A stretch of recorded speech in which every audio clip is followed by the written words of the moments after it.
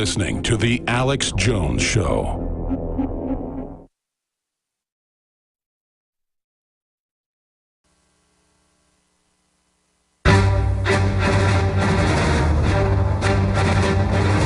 Big Brother, mainstream media, government cover-ups. You want answers? Well, so does he. He's Alex Jones on the GCN Radio Network. And now, live from Austin, Texas, Alex Jones. Welcome to the Alex Jones Show on this Thursday, December 18th, 2014. I'm David Knight, your host today. Alex is going to be joining us in the second hour. Paul Joseph Watson is going to be joining us at the bottom of this hour. And we're hoping to talk to our reporters in the third hour who are now in Washington State. And, of course, the issue there are the comments that blew up on our website about the MRAP vehicle that they had as they were showing that off this last week. A lady filmed her encounter with them, asking them why they needed that. And after they explained that it was bomb-proof and bulletproof, and she said, why do you need that here? Why do you need that here in this small town? The question that people all over America are asking as thousands of these things are being deployed. And he immediately came back with his programming, what he had been trained with. And he says, well, for constitutionalists, we have a lot of people in this area, constitutionalists, who stockpile weapons and ammunition. We have a lot of police who are stockpiling weapons and ammunition. And there's a lot of people who want to know why. Why is this necessary? Why is the Department of Defense pushing this? So we have our reporters out there. There's going to be a rally protesting this. In many locations, the citizens have demanded that the police return this equipment to the Department of Defense, which in virtually all cases owns it. They're leasing it to these people at no cost except for the maintenance. And these things are massive white elephants. Remember in India, they used to, if they wanted to punish somebody, they gave them a sacred white elephant, the emperor would. And they would not be allowed to allow this elephant to die. And of course, the elephant would eat them out of house and home. That's what an MRAP is. That's what an MRAP is for the people who have to live with this, who have to support it, pay for the gas, pay for the maintenance of this thing. These were rushed into action by the military-industrial complex, didn't go through the usual kinds of long bidding and analysis and design cycles. They rushed these in the theater to protect the troops in a foreign country that were getting a lot of roadside bombs. And they are poorly designed and very, very expensive to maintain. They tried to give these things away to their allies. They said, anybody wants to come to Afghanistan or Iraq to pick these things up, we'll give them to you for free. No takers. So they're pushing them on our police departments to be maintained at the expense of the citizens, perhaps as a forward positioning for future martial law. These things will already be in place. They won't have to transport them to get them there. We're also going to have some stories about a breaking Twitter bomb. Ask a cop. Now, of course, on CNN, Don Lemon came out, thought it'd be a good idea to get cops' ideas as to just ask them some questions. Let's have some law enforcement on and ask them questions. It turned into a trolling feast on Twitter. And so we've got some interesting, very poignant tweets, some of them funny, many of them just focusing, unfortunately, on the racism aspect about white versus black. But a lot of them really do get it. There's one that asks, if I get a no-knock raid, should I feel that I'm being attacked and invaded, or should I just realize that it's a SWAT team attacking me? And, of course, when Paul Joseph Watson joins us, he's going to be talking about the article that's up on Infowars.com. California Highway Patrol describes itself as, quote, a paramilitary organization. And where they put this is in a document that they give to new recruits asking, is this job for you? In other words, do you want to join a paramilitary operation? And, of course, California is where this SWAT team stuff started with Daryl Gates a couple of decades ago. We saw how that played out in the Rodney King riots. They didn't use it to protect the citizens. They used it to protect themselves in City Hall. We also have a very interesting comment that was made by John Woo in an interview. And, of course, John Woo is the lawyer who tried to defend the Bush administration's torture, saying that, yeah, under some circumstances, it would be okay for the president to order an innocent child's testicles to be crushed. This guy is saying, well, if these CIA reports are true, then we have CIA officers at legal risk. We're going to talk about that When we come back, stay with us. Alex Jones is joining us in the second hour. Paul Joseph Watson will be with us at the bottom of this hour. We'll be right back.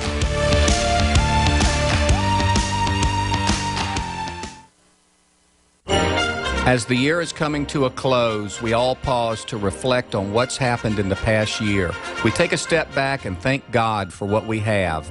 I'm David Hall, founder of Diamond Gusset Jeans. At Diamond Gusset, we are celebrating the brush fires of liberty that are spreading across this great nation. Another thing we are celebrating is you. Without the valued listeners of Alex Jones and our loyal customers, we wouldn't be here today. We offer a wonderful online shopping experience. If you receive a pair that doesn't fit, send them back and we'll exchange them at no cost to you. Beat the shopping rush by visiting us at gusset.com and join our email newsletter to receive some great holiday discounts. And paying no attention to political correctness, Diamond Gusset wants to wish you all a Merry Christmas. Thanks for believing in our dream, the original 100% American-made Diamond Gusset jean. For all of recorded history, civilizations around the world praised the health benefits of silver. At InfoWars Life, our mission is to bring you the highest quality, purest, cleanest, effective colloidal silver on the market today for the lowest price available. You don't have to be a doctor to know. The fall and winter months are the most dangerous time of year in North America when it comes to you and your family's health. InfoWarsLife.com is very excited to announce our biggest run yet of Silver Bullet colloidal silver, exclusively available at InfoWarsLife.com. Now, InfoWarsLife.com has taken colloidal silver to the next level using a cutting-edge technique that is free of toxic artificial additives. Now more than ever, it's important to stock up on high-quality Silver Bullet from InfoWarsLife.com and to help others during Christmas by teaching them about the powerful benefits of silver. Secure your Silver Bullet today at InfoWarsLife.com or by calling toll-free 888-253-3139. Sold out for weeks due to the difficult and extensive proprietary process behind its creation, the exclusive InfoWars Life Secret 12 formulation is now back in stock in the last limited shipment of 2014. The most bioactive form that has been created with our proprietary process. This ultra-clean vitamin B12 nutraceutical has been carefully crafted and developed over the last 2 years and is based on cellular science of how your body actively absorbs essential nutrients. Secret 12 is taken by mouth, right on the tongue, and then swallowed. No needles, no injections. Vitamin B12 deficiency is linked to scores of serious problems. And Secret 12 is a fusion of 2 organic, proprietary forms of vitamin B12, bringing you a true nutraceutical quality vitamin B12. Secret 12. Secret 12 is an excellent Christmas gift and is tailor-made to boost your New Year's resolutions. Supplies of Secret 12 are very limited. Secure yours today at InfoWarsLife.com or by calling toll-free 888-253-3139.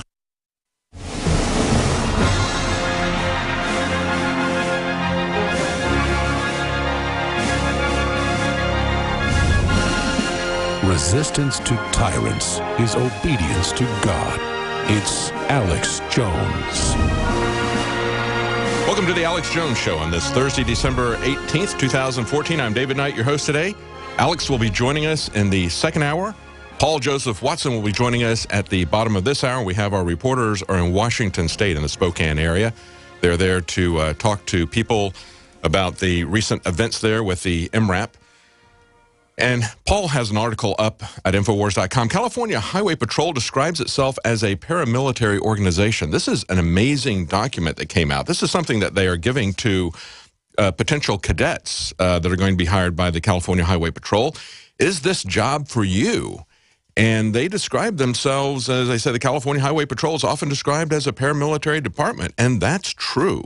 The standing traditions resemble a military organization. Yes. And the militarization of the police took some of its biggest steps under Daryl Gates in L.A., first one to really use SWAT teams. That's where that all began. And what do we have today? We were told SWAT teams are only going to be used for emergencies, just like we're told MRAPs are only going to be used for emergencies. And yet we see them being used over and over and over again. Many innocent people dying. If somebody breaks into your home in the middle of the night, do you know if it's a SWAT team or is it a home invasion? Many people have been killed thinking that They were being invaded by somebody doing a home invasion. We just had a young man, 14-year-old, who defended his family with a pistol. 2 guys broke into his house. He shot one of them. The other one got away. The police apprehended him. As we pointed out yesterday, that's something that the sheriff, Dave Clark in Milwaukee, has talked about, told his citizens. We can't be there to protect you when this type of thing happens, so you need to arm yourself and train yourself on how to use a firearm. That 14-year-old boy had his dad shot at his place of business when he was 8 years old. So he learned how to use a firearm, and he protected his family. But how do we know if we're protecting our family or if it's a SWAT team raid?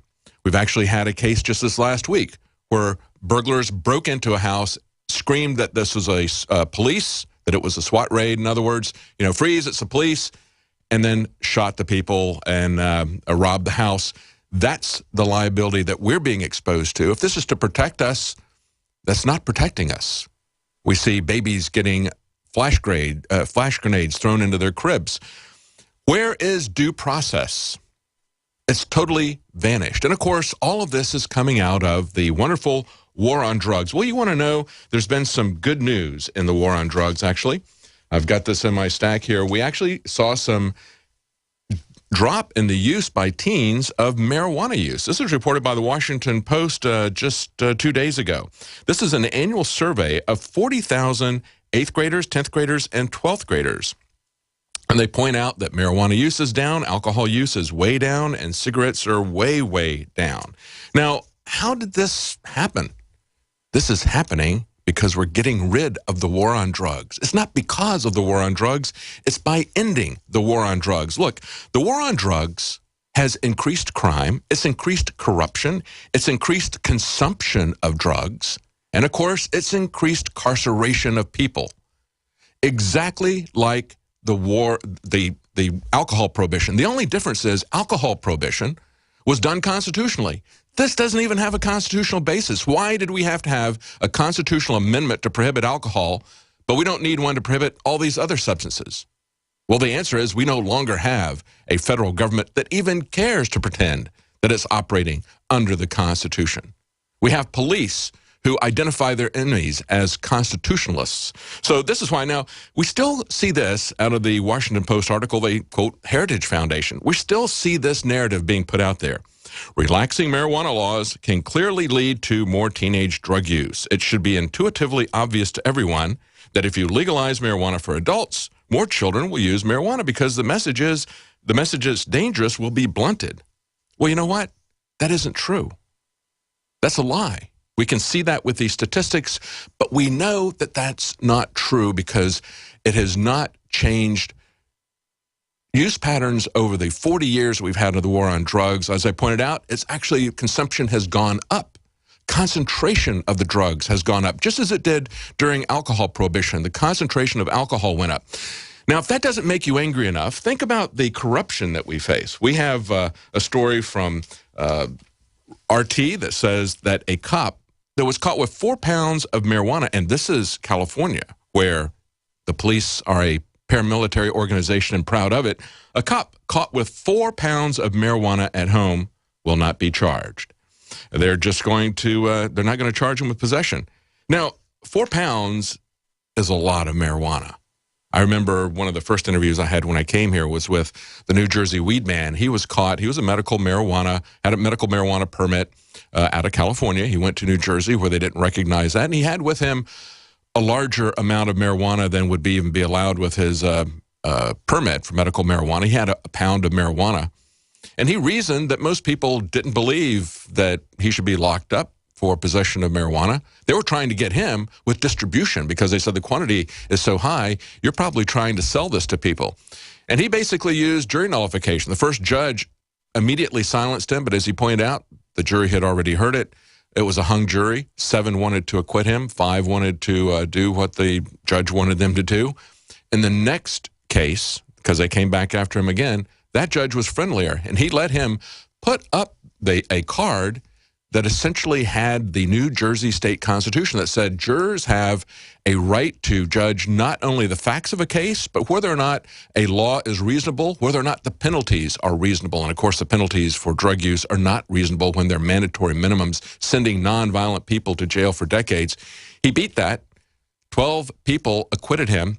But of course, a cop doesn't need jury nullification. He's got, I guess we could call it cop nullification.